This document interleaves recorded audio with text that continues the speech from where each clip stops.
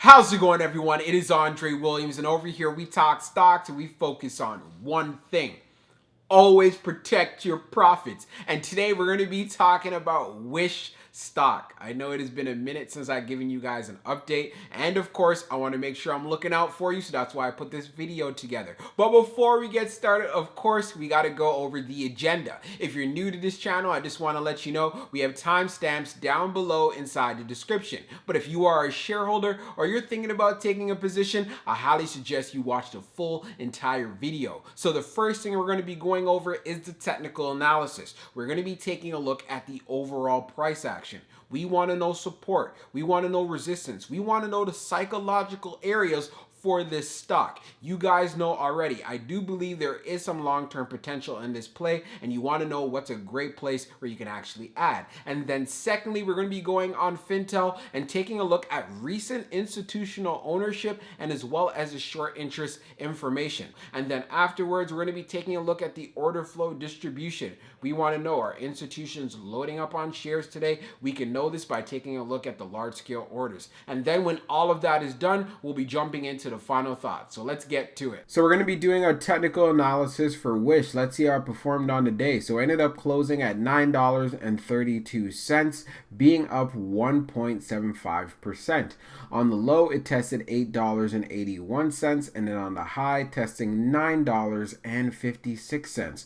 When we take a look at the volume stats on the day, you can see here we had 29.456 million shares that were traded, and as far as for the average volume over 10 trading days, being at 38.288 million. So definitely we did have below average volume, but we saw some strength because we did test some critical areas of support for Wish, which we're going to be going into. And also for your information, we are using the 6-month 2-hour chart as well. When we take a look at the RSI down below, you can see it's right around 44, so it still continues to be in the oversold territory, but still fairly close to the middle here. So we can see we tested $8.81 for Wish, and again, I feel if you believe in the long-term prospects, anywhere in that $8 range does provide a great opportunity for entry position.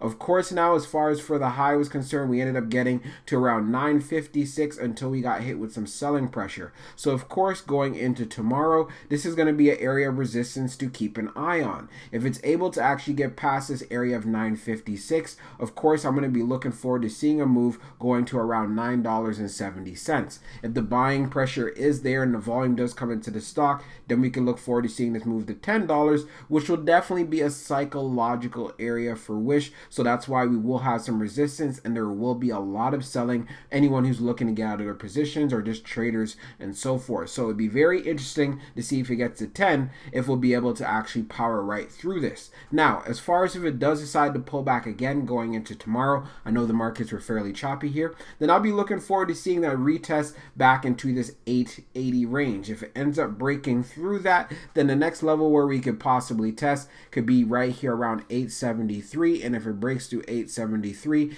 then we could possibly look forward to seeing a test around 850. Again, if you're getting into Wish under $9 and you're going to be holding this stock for a while, and what I mean by a while, for at least maybe about 1 or 2 years, you're definitely setting yourself up very well. So just taking everything into consideration, we'll continue to keep an eye on the price action, but as far as swings are concerned, if you can get it, yeah, anywhere in that 8 range, and then have to try to make that pop to where it goes down to the 9s or even possibly 10, I can see a swing trade opportunity there. So we're on Fintel. We're going to take a look at the institutional ownership and as well as the short interest information for Wish. So as we scroll down on the page, green rows indicate new positions while red rows indicate closed positions. And we could see here for the 27th alone, a good amount of new positions being opened. We have Schwab going in heavy, and we also have Anrin's Investment Partners LLC that went in with 19,200 shares. And as far as Schwab is concerned, we could see transactions here at 23K shares, 36K shares, 102K shares, and as well as 21K shares. And even if we take a look now, even at Capital Investment Council going in with 10,000 shares as well. And we could see this was also happening where institutions were buying in on on the 26th and as well as the 23rd. So definitely a good amount of institutional activity going on with Wish.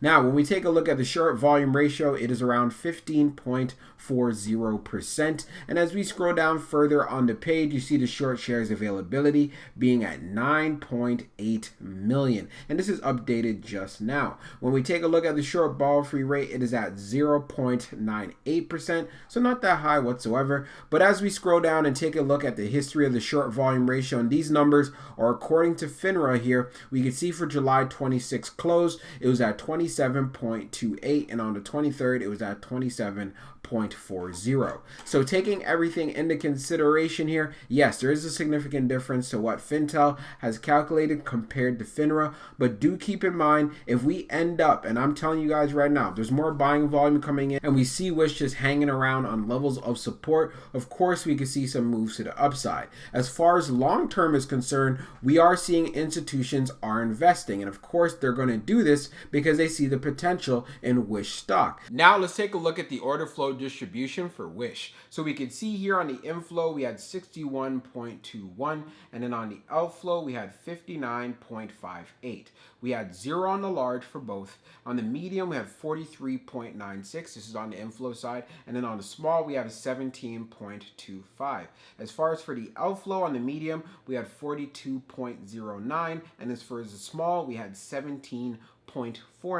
When we take a look at the large scale orders in the last 5 days, we see zeros on the 27th, 0 on the 26th. We do have an inflow day on the 23rd. We have a 0 on the 22nd and a big time outflow day that was on July the 21st. So it was an inflow day overall in general for Wish stock, and it's part of the reasons why we end up seeing some strength, and it ended up making a pop today. But one thing we do know for a fact, institutions are not heavily trading inside of Wish stock whatsoever, and we can see that there's barely any large scale orders. And if they are trading within this stock, then it's probably going to be on the small and as well as the medium side.